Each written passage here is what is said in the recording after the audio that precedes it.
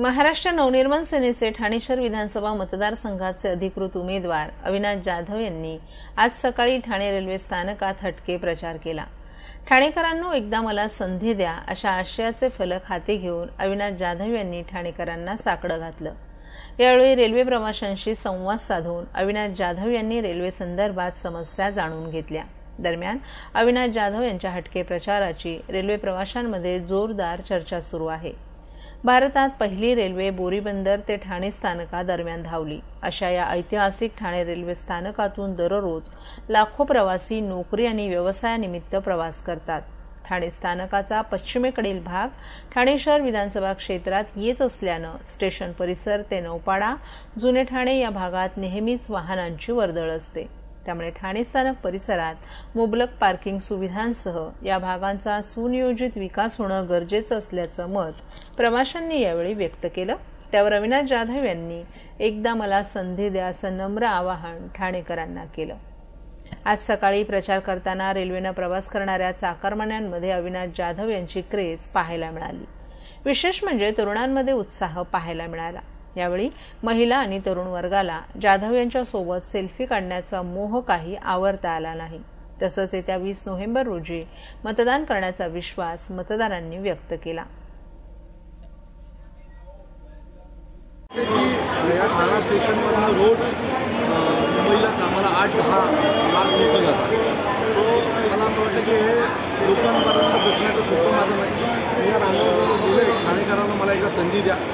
आणि मागील अनेक वर्ष मी या ठाण्यात काम करतो। कोविडच्या काळात मी केलेलं काम असेल किंवा इतर सगळ्या गोष्टी या ठाणेकरांनी पाहिलेल्या आहेत। सो त्यांना मागचे 15 वर्ष मी संधी दिली। जर ते काही करू शकले नसेल तर एका नवीन चेहऱ्याला संधी दिली गेली पाहिजे असं माझं मत आहे।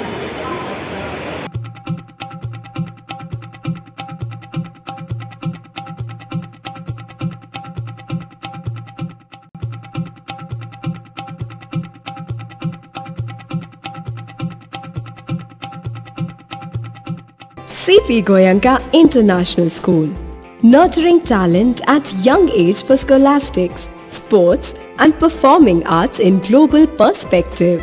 Proud to have world toppers and country toppers in 10th standard Cambridge examinations.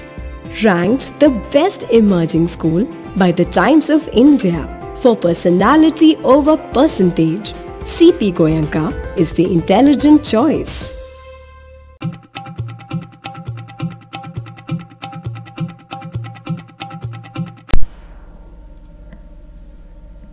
Thane शहर विधानसभा मतदारसंघाचे महायुतीचे उमेदवार संजय केळकर यांनी सोमवारी सायंकाळी गुरुदेव दत्ताचं दर्शन घेऊन आपल्या प्रचार दौऱ्याला सुरुवात केली। हा प्रचार दौरा दत्त मंदिर फुल मार्केट करत भंडाराळी मार्गे उथळसर येथील उथळेश्वर महादेवाचं दर्शन घेऊन या प्रचार दौऱ्याची सांगता झाली। यावेळी नागरिकांनी या प्रचार दौऱ्यात उत्स्फूर्तपणे सहभाग नोंदवला। यावेळी आपल्या हक्काचा माणूस म्हणजेच संजय केळकर अशा घोषणाही नागरिकांनी दिल्या। जसजसं निवडणुकीच्या मतदानाची वेळ जवळ येत आहे तसतसा प्रचार शिगेला पोहोचलाय। ठाणे शहर विधानसभा मतदारसंघातील भाजपचे उमेदवार संजय केळकर यांच्या प्रचार महायुतीचे पदाधिकारी आणि कार्यकर्ते जोमानं करत आहे।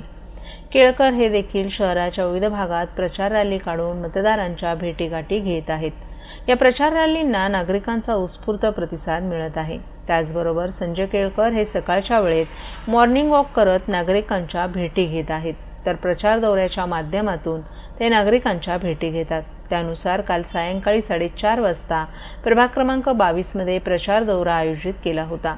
गुरुदेव दत्ताचं दर्शन घेऊन संजय केळकर यांनी आपल्या प्रचार दौऱ्याला सुरुवात केली। फुल मार्केट, भंडाराळी, खारटन रोड, शीतला माता मंदिर, रमाबाई चौक, महागिरी कोळीवाडा मार्गे चिंतामणी चौक, गणेश सिनेमा, उथळसर नाका आणि उथळेश्वर महादेव दर्शन घेऊन या प्रचाराची सांगता करण्यात आली। यावेळी जय श्रीरामाच्या घोषणाही देण्यात आल्या। यावेळी आमदार निरंजन डावखरे, भाजप ठाणे शहर जिल्हाध्यक्ष संजय वाघोले, शिवसेनेचे ठाणे शहर प्रमुख हेमंत पवार, माजी उपमहापौर पल्लवी कदम, पवन कदम, सुधीर कोकाटे, सुनील हंडोरे, भरत चव्हाण, मृणाल पेंडसे, पूजा वाघ, नम्रता कोळी, जयेंद्र कोळी, निखिल बुडजुडे, निलेश कोळी, आरिफ बडगुजर, विशाल वाघ, रक्षा यादव, भाजप आणि शिवसेना नगरसेवक, पदाधिकारी आणि कार्यकर्तेही मोठ्या संख्येनं सहभागी झाले होते। जनसेवक संजय केळकर यांना पुन्हा निवडून आणण्याचा निर्धार नागरिकांनी या प्रचार दौऱ्यादरम्यान केला.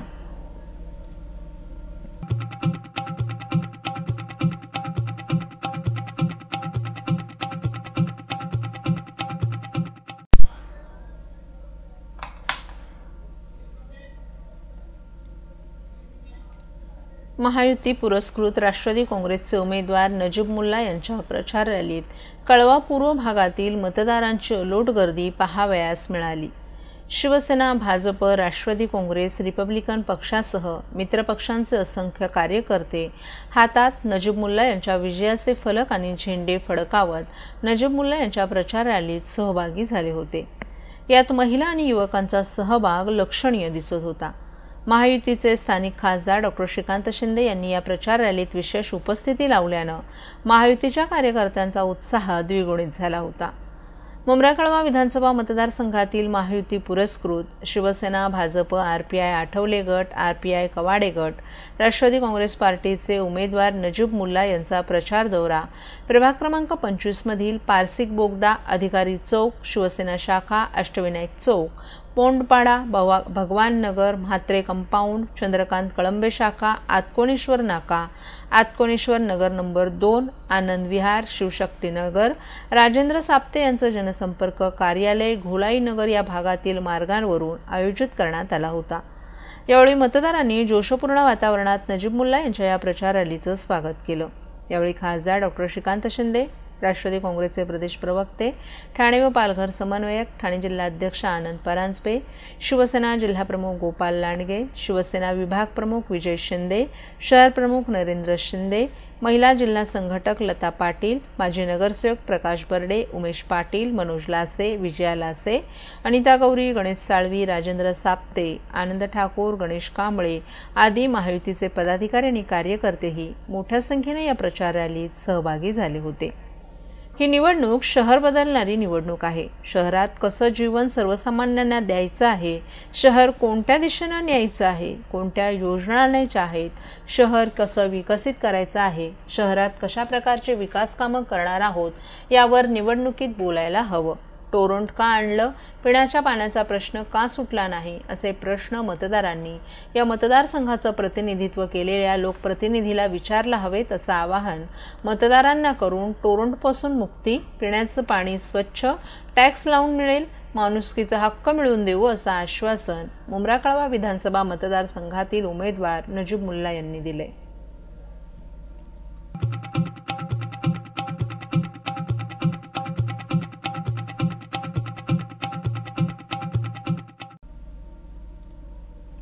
नवीन विकास आराखड्यातून जागा वगळण्यासाठी मुख्यमंत्र्यांचं नाव सांगून अधिकाऱ्यांनी बिल्डर लॉबीकडून चौरस फुटामागे कोट्यावधी रुपये लाटल्याचा आरोप आमदार जितेंद्र आव्हाड यांनी केलाय. येत्या 23 तारखेला संबंधितांची नावं जाहीर करण्याचा इशाराही त्यांनी पत्रकार परिषदेत दिला आहे. ठाण्याचा नवीन विकास आराखडा नुकताच जाहीर करण्यात आला असून हा विकास आराखडाच वादाच्या भोवऱ्यात सापडलाय. या विकास आराखड्यात खारेगावमध्ये डीपी रस्त्याचं आरक्षण टाकण्यात आलं असून यामध्ये स्वातंत्र्य सैनिकांची आणि भूमिपुत्रांची घरं उद्ध्वस्त होणार आहेत असा आरोप जितेंद्र आव्हाड यांनी केलाय. मुंब्र्यात एक प्लॉट असून तेथे स्मशानभूमीचं आरक्षण टाकण्यात आलंय. मुंब्रा आणि कौसा या भागात मुस्लिम समाजाची लोकसंख्या जास्त आहे. मात्र या भागांमध्ये कोणी हिंदूच नाही, मग स्मशानभूमी कशाला आणली असा प्रश्न आव्हाड यांनी उपस्थित केलाय. त्या ठिकाणी स्मशानभूमी आणून ती नंतर हटवायची सुपारी आधीच कोणीतरी घेतलेली आहे. ही सुपारी कोणी घेतली हे 4थ्या मजल्यावर जाणाऱ्या प्रत्येकाला माहीत आहे.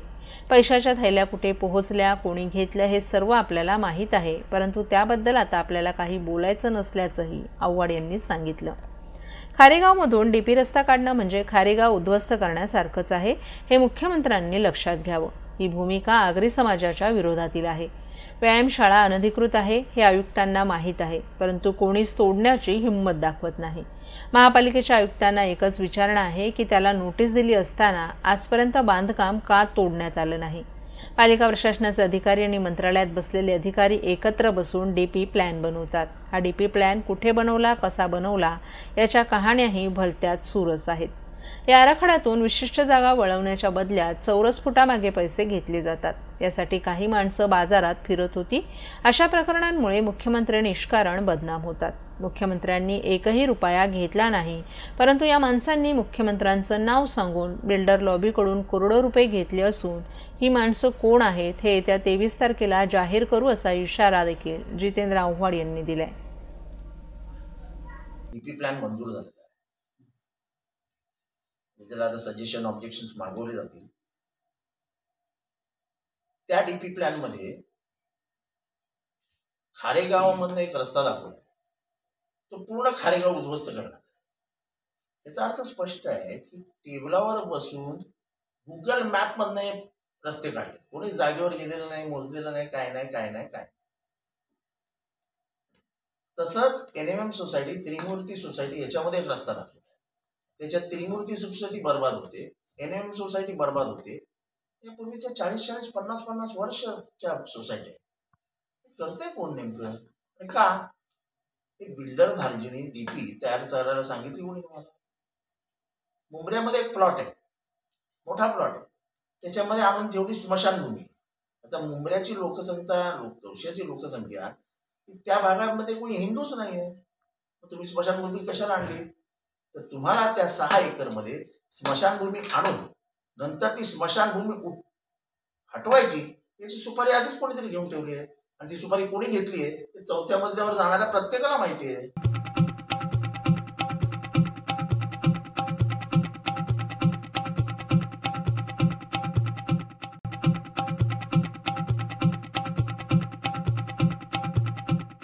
महाराष्ट्रातील भगिनींना आधार देणारी राज्य शासनाची मुख्यमंत्री माझी लाडकी बहीण योजना.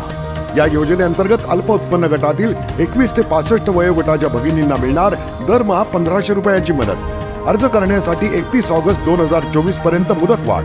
कुटुंबाचं वार्षिक उत्पन्न 2.5 लाख रुपयांपेक्षा कमी असलेल्या महिला पात्र.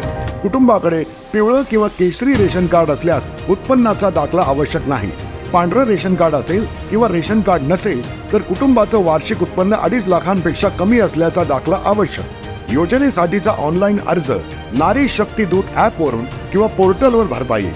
ज्या भगिनींना ऑनलाईन अर्ज भरता येत नसेल त्यांच्यासाठी अंगणवाडी, ग्रामपंचायत, वॉर्ड ऑफिस, सेतू सुविधा केंद्रामध्ये किंवा आशाताई बचत गटाच्या CRP यांची मदत उपलब्ध.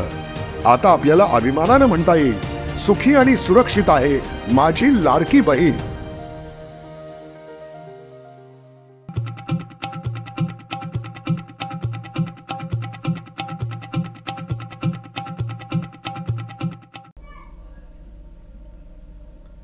कोपरी पाचपाकाडी विधानसभा मतदारसंघाचे अपक्ष उमेदवार मनोज तुकाराम शिंदे यांची प्रचार फेरी काल सकाळी 9:30 वाजता यशस्वीपणे पार पडली. या फेरीत त्यांनी अनेक ठिकाणी भेट देत मतदारांसोबत संवाद साधला. प्रचार फेरीची सुरुवात अशोक टॉवर, समतानगर मार्ग, ड्रेज सोसायटी मार्ग, Prashant corner, Vijaynagari pipeline, Vedant complex, Dosti complex, Jagdali society मार्ग, महात्मा फुले नगर आणि ठाकूर कॉलेज अशा विविध ठिकाणांपासून झाली. तसंच शिवाजीनगर मार्ग, सावरकर नगर शाखा, हनुमान मंदिर, यशोधन नगर, दळवी नगर, ST डेपो, इंदिरानगर नाका, रूपादेवी पाडा, साठेनगर आणि इतर ठिकाणीही त्यांनी जनतेशी संवाद साधला. मनोज शिंदे यांनी फुगा चिन्हासोबत मैदानात उतरत मतदारांमध्ये मोठ्या संख्येनं पाठिंबा मिळवलाय. बुधवार 20 नोव्हेंबर रोजी होणाऱ्या मतदानासाठी मतदारांना त्यांनी उत्स्फूर्तपणे मतदान करण्याचं आवाहन केलं.